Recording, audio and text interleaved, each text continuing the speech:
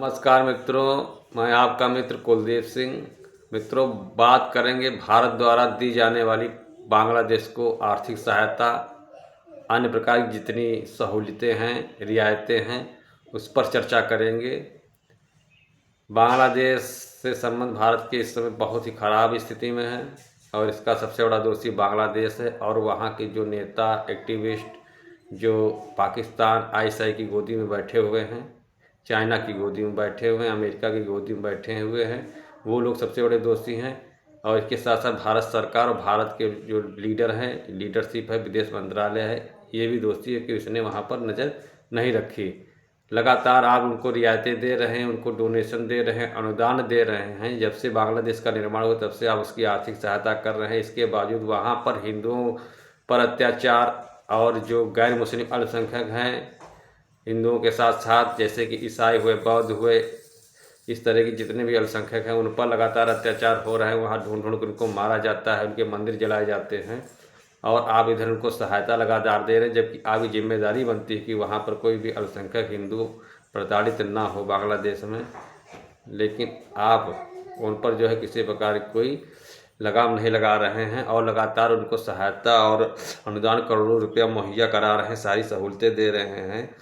तो दोस्तों, आप भी चौंक जाएंगे कि भारत सरकार लगातार, यानी चाहे बीजेपी की सरकार हो या कांग्रेस सरकार हो या इससे पहले जो भी गठबंधन सरकारें हों और इधर मोदी की जो सरकार है, ये सभी लगातार जो है बांग्लादेश को कुछ न कुछ दे रहे हैं। और हमको बदले में क्या मिल रहा है? बदले में यही मिल रहा है कि वहाँ पर जो है अल्पसंख्यक और हिंदू सभी प्रताड़ित हो रहे हैं और वो पलायन कर रहे हैं लगातार भारत में। तो यही सब मिल रहा है। इसके अलावा वो वहाँ के जो घुसपैठिए हैं और वो भी घुस जाते हैं और यहाँ के संसाधनों को लूटते हैं और यहाँ अपराध करते हैं भारत में। तो यही सब समस्या बनी हुई। इसके बावजूद भारत जो है लगातार उनको कुछ न कुछ अनुदान और सारी चीज़ें मुहैया करा रहा है। तो चर्चा करते हैं कि भारत द्वारा क्या क्या कराया जा रहा है, कौन कौन सी सहायता दी जा रही है। भारत से चावल, गेहूं, दालें और प्याज जैसी खाद्य वस्तुएं बांग्लादेश को जाती हैं और सस्ते दामों पे जाती हैं। जिस रेट पर भारत में ये सारी खाद्य वस्तुएं बिकती हैं उससे काफ़ी कम मात्रा में भारत जो है बांग्लादेश को मुहैया कराता है। संकट के समय में भारत ने कई बार मदद की है। इसके अलावा जब भी वहाँ कभी कोई संकट आया तो और ज़्यादा बढ़ के दिया है।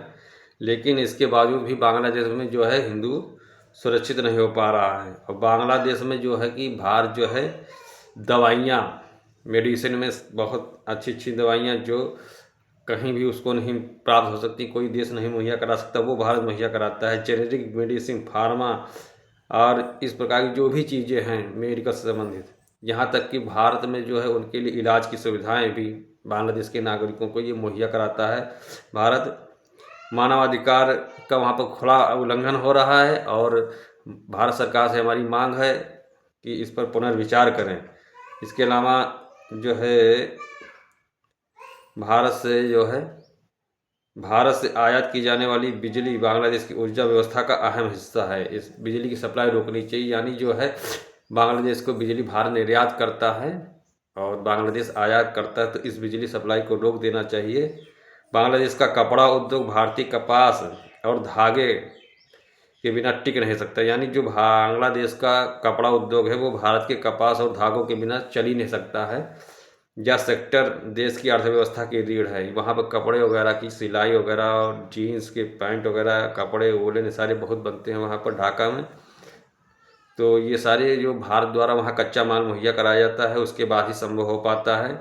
यह सेक्टर देश की जो रीढ़ है, यानी बांग्लादेश की अर्थव्यवस्था की मेन रीढ़ है वहाँ पर कपड़ा उद्योग। यही भारत के पास सबसे प्रभावी दबाव बनाने का विकल्प मौजूद है। यानी अगर भारत जो है ये सारी चीज़ें बंद कर दे तो बांग्लादेश में जो है ये अर्थव्यवस्था लड़खड़ा जाएगी तुरंत। नेपाल भूटान व्यापार और लॉजिस्टिक्स में भारत बांग्लादेश को अहम सुविधाएं देता है। ठीक, आप समझ रहे हैं, तो इस पर भी पुनर्विचार करना चाहिए। हजारों बांग्लादेशी नागरिक इलाज और पढ़ाई के लिए भारत आते हैं। तो यही सवाल उठ रहा कि बांग्लादेश में हिंदू सुरक्षित हैं तो भारत यह रियायत कौन दे रहा है? बांग्लादेश को लात मारकर देश से बाहर करने पर भी विचार करना चाहिए। तो भारत सरकार से यही मांग है हमारी कि ये सारी चीज़ें बंद कर देनी चाहिए जब तक वहाँ पर गारंटी लिखित ना मिल जाए कि हिंदू एक हिंदू सुरक्षित है। तो दोस्तों तब तक के लिए इतना ही। चैनल को कर लें सब्सक्राइब। वीडियो पसंद आया हो तो इसको लाइक करें, शेयर करें, कमेंट में अपनी राय जरूर दें। जय हिंद, जय भारत, भारत माता की जय।